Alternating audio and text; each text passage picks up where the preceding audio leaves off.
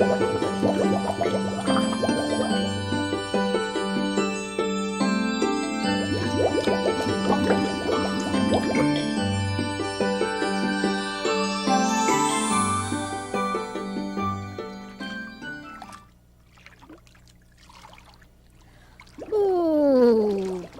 it's so cold here in the California waters.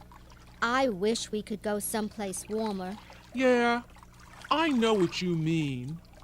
I hear the reefs in the South Pacific are really beautiful this time of year, like in Fiji, Vanuatu, Solomon Islands, and Papua New Guinea. Vanuatu? Vanuatu. It used to be the new Hebrides Islands, next to Fiji. It's where James Michener wrote Tales of the South Pacific. So that's where the title came from. Anyway, it's a long distance from here, and I don't think I can swim that far. Well, if you can guide us, I can take us. Hop in.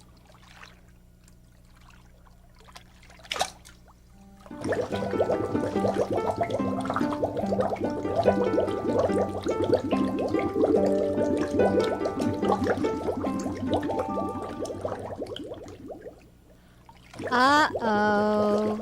Do you see what I see? I hope he doesn't see us. Don't worry.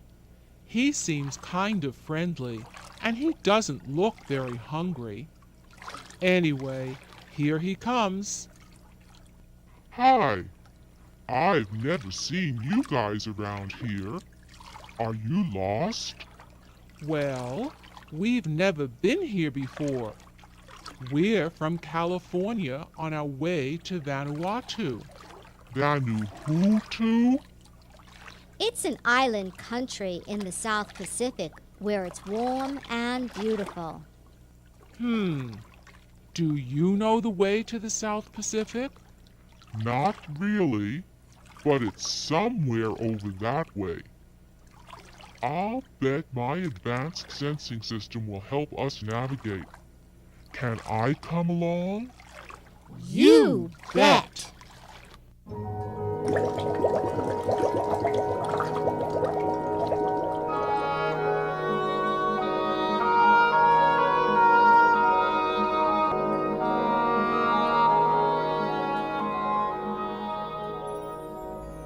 Wow, this is even better than I expected.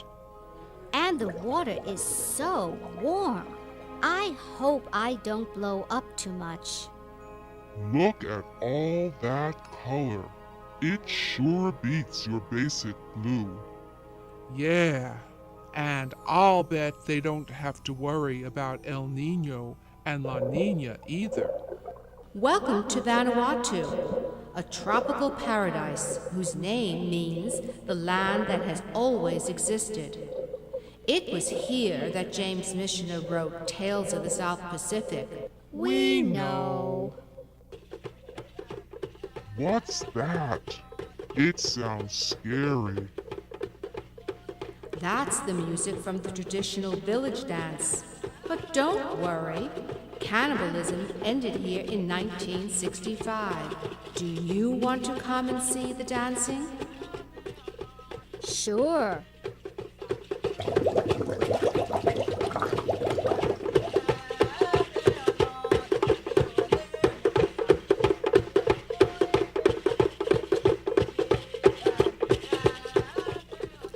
Wow.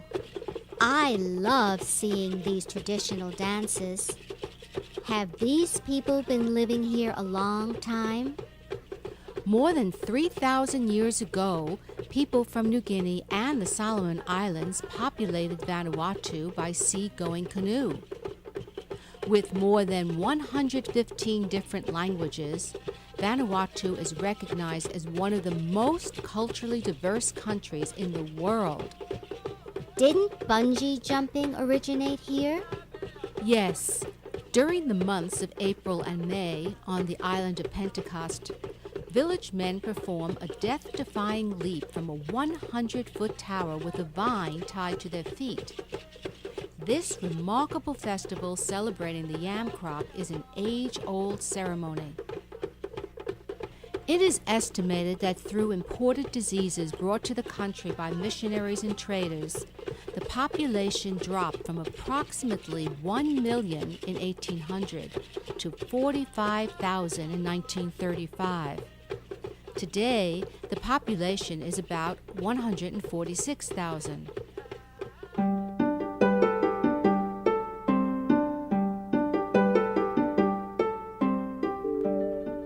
The 83 islands making up the Republic of Vanuatu are located about 1,200 miles from Australia.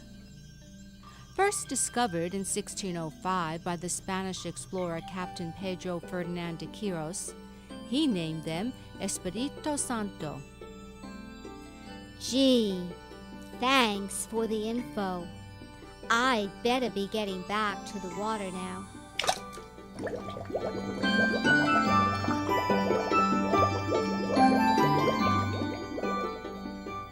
Hi, the native dancing was great. Yeah, we heard the drums and dancing. Sounded neat.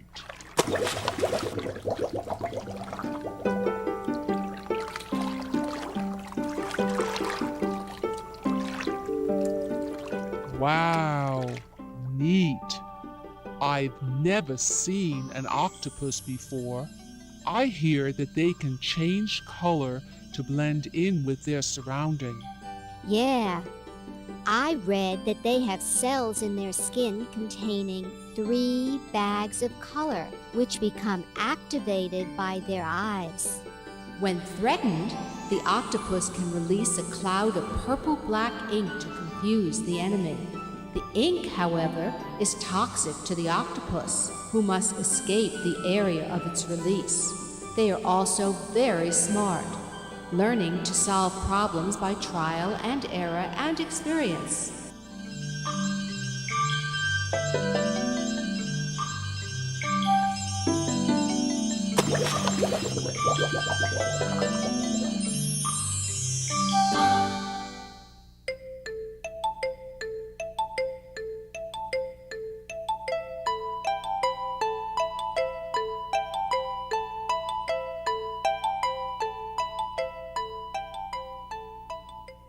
Aren't they adorable? They look like little clowns. Don't be fooled by the playful nature of these adorable anemone fish or clownfish. They are very aggressive in defending their territory, which is the region around their host anemone. And don't touch the anemone, which is poison to most fish, but not to the anemone fish. I read that all anemone fish mature as males. Yes, in the absence of a female, the largest male will turn into a female, and the next largest juvenile will rapidly mature to form the mating couple.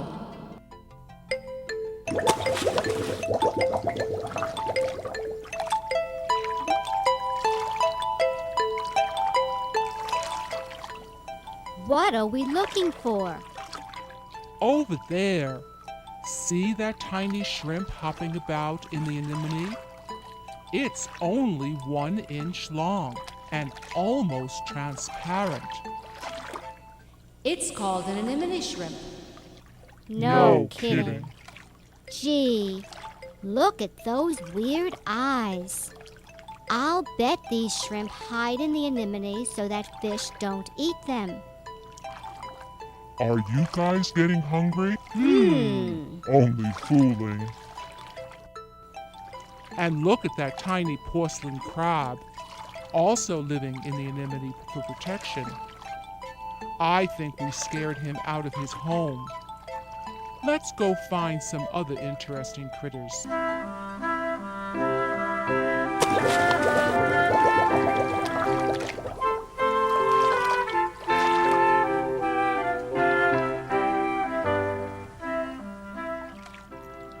Neat.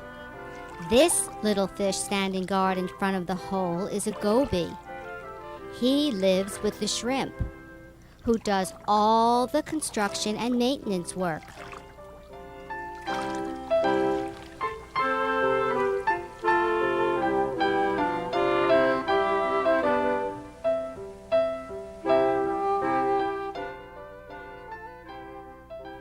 Is that another type of goby?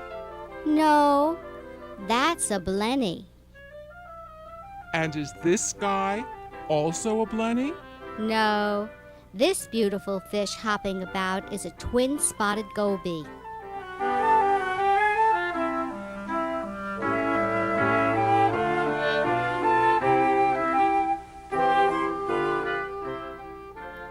Hey, look through the magnifying glass at this goby's eye. Pretty neat, eh? Yeah. Wow, that's a mantis shrimp, and it's about 3 inches long.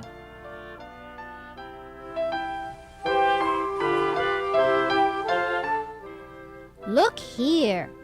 It's a fire dartfish, but he looks a bit nervous. Hey, what's so interesting about a dead leaf? Actually, that's a brown leaf fish. Hoping you wouldn't notice him.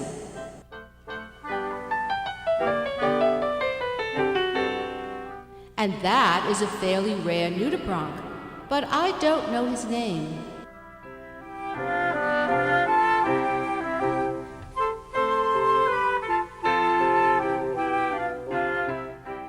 Don't get too close to this beautiful lionfish.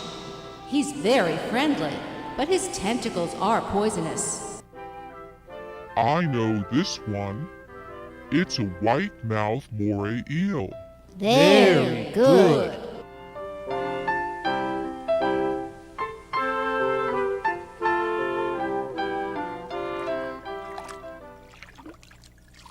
That was wonderful. I've never seen so many interesting critters. Yeah, but it's getting dark now. I can hardly see the reef. Can I help shed a little light on the scene? That's much better.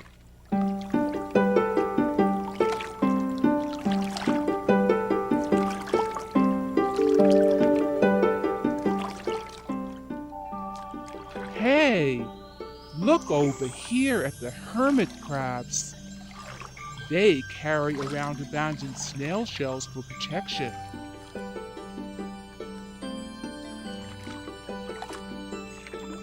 And that's a box crab scurrying around.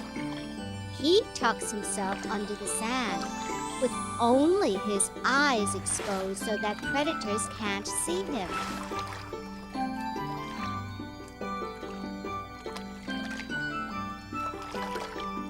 This little flounder sure is hard to find. Flounders are born with an eye on each side of their head. At maturity, one or both migrate to the top side, with the bottom side eye being unusable.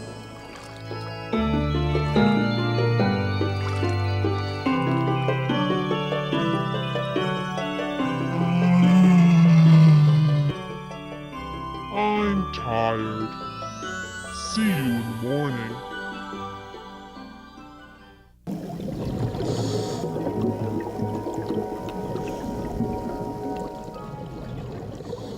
What kind of fish is that over there?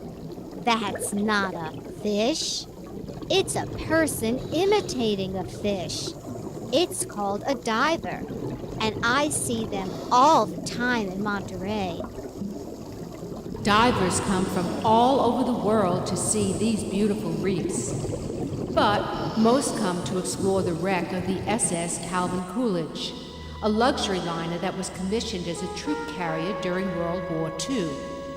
It sank in October 1942 after hitting a friendly mine.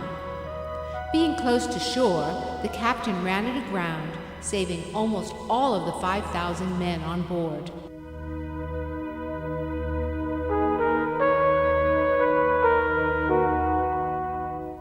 Since this was a luxury liner, There were many ornaments decorating the ship, including this lovely plaque in the first-class smoking lounge.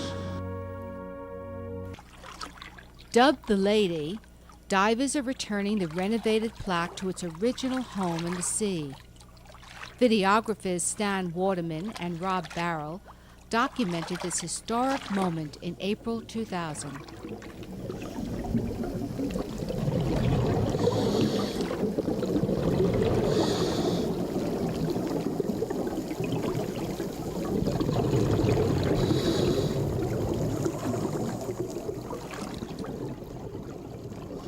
It's great to witness this moment in history, but I'm not sure I like being down this deep.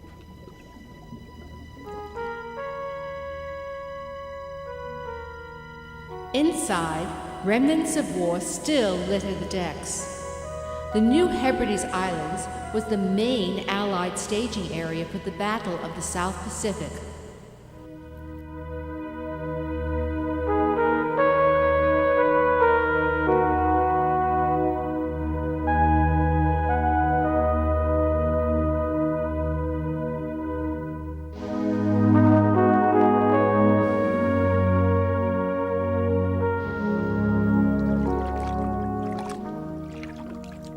Look at that adorable eel. The diver thinks it's a puppy dog.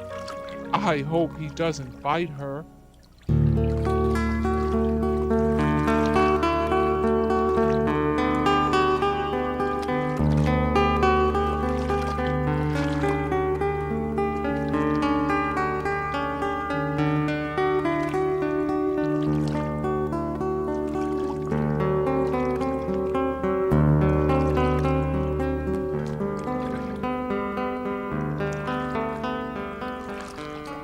Since the wreck is fairly deep, divers need to stay in the shallow water for a time to decompress. Boris, the 400-pound grouper, always provides lots of entertainment.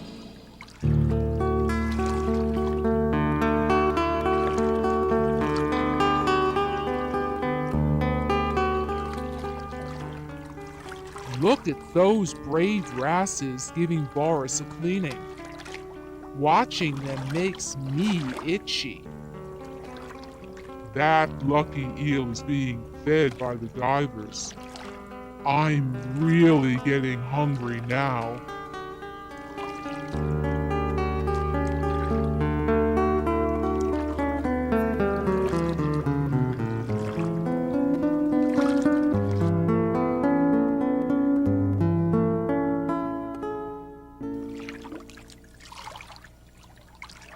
Hi.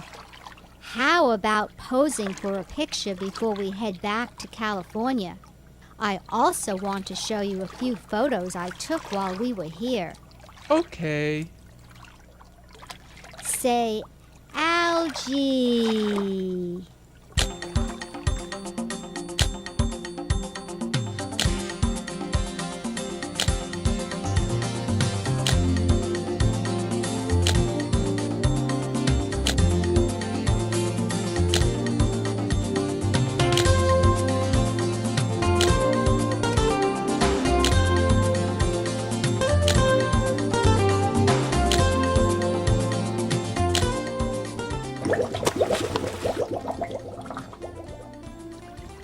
Well, I guess we better be on our way home.